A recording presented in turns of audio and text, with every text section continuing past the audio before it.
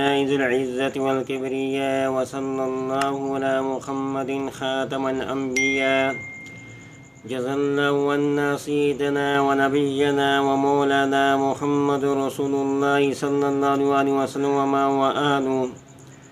السلام علیکم ورحمۃ اللہ وبرکاتہ. ناظرین، روزمرہ زندگی سے تعلق رکھنے والے مسائل، ان کے حل اور روحانی وظیفے لے کر آپ کی خدمت میں حاضر ہوں. آج میں آپ کی خدمت میں جو عمل لے کر آیا ہوں یہ ہے عمل ناگہانی آفات سے بچنے کا طریقہ.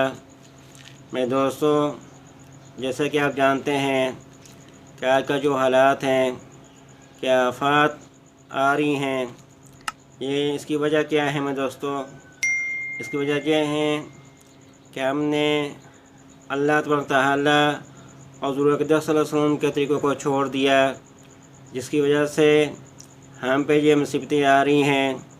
میں دوستو، قدم قدم پر ہم اللہ تبارک تعالیٰ کی نافرمانیاں کر رہے ہیں.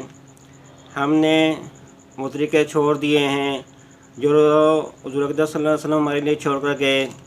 اسی وجہ سے یہ آفات آ رہی ہیں. جب گناہ عام ہو جاتے ہیں تو پھر مصیبتیں مشکلات آتی ہیں. حضور اقدس صلی اللہ علیہ وسلم کا ارشاد ہے، جب ناچ گانا عام ہو جائے پھر تم اس بات کا انتظار کرو تو کہ تم پہ آفات آئیں، آسمان سے تم پر پتھر برسیں. میرے دوستو، ہمیں چاہیے ان حالات میں کہ ہم توبہ کریں، اللہ کی طرف رجوع کریں. اگر ہم ان آفات سے بچنا چاہتے ہیں تو ہمیں اللہ کی طرف رجوع کرنا چاہیے. زیادہ سے زیادہ لوگ استغفار کریں، اور جو لوگ پھنسے ہوئی ہیں پانی میں، سیلاب میں دوستوں ان کی مدد کریں. جتنا ہو سکے ان تک امداد پہنچائیں، جا کر خود ان کی مدد کریں. میں دوستو، اب میں آتا ہوں عمل کی طرف کہ کون سے اعمال کیے جائیں کہ جن سے بچا جائے. میں دوستو، حضور صلی اللہ علیہ وسلم نے جو دعائیں سکھلائی تھی، آج ہم نے ان دعا کو پڑھنا چھوڑ دیا ہے. اسی وجہ سے ہم مشکلات میں پھنس جاتے ہیں، مصیبتیں آتی ہیں، آفات آتی ہیں. میں دوستو، اس سے بچنے کے لیے ایک عمل میں بتاتا ہوں جو حضور صلی اللہ علیہ وسلم نے حضرت انس رضی اللہ عنہ کو بتایا تھا کہ صبح کے وقت جو شخص یہ دعائیں پڑھے گا تو وہ ان آفات سے محفوظ رہے گا. ایک بہت مشہور دعا ہے، دعا انس. اس کے میں دوستو بہت لمبا واقعات ہیں، پھر کبھی یہ سناؤں گا. تو میں مقصد کی طرف آتا ہوں کہ وہ دعا کون سی ہے کہ جو شخص صبح یہ دعا پڑھے گا تو اس کا مال، اس کی اولاد، اس کا جو بھی ہے اس کی سب حفاظت میں رہے گی اور وہ محفوظ رہے گی. وہ دعا کیا ہے؟ بسم اللہ الرحمن الرحیم.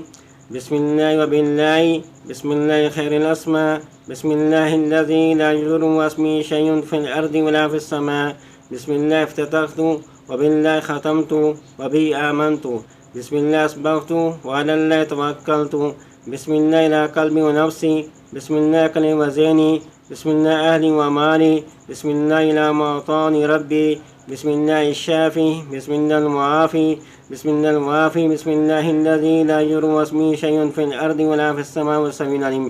یہ دعائیں انس ہیں. اس کو جو شخص صبح وقت پڑھے گا تو وہ تمام آفات سے محفوظ رہے گا، اس کی مال، اس کا اولاد، ان تمام مصیبتوں سے محفوظ رہے گا. اللہ اس کی حفاظت فرمائیں گے. میں خاص کر اس دعا کو صبح لازمی پڑھا کریں.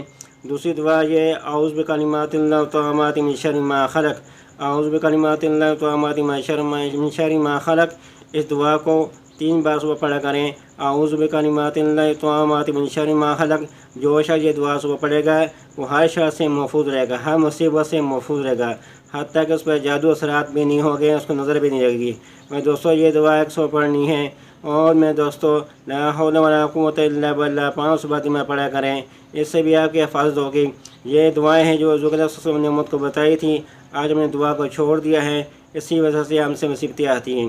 دوسری بات یہ کہ استغفار کی کثرت کریں. جتنا بھی ہیں، جتنا ہو سکے استغفار.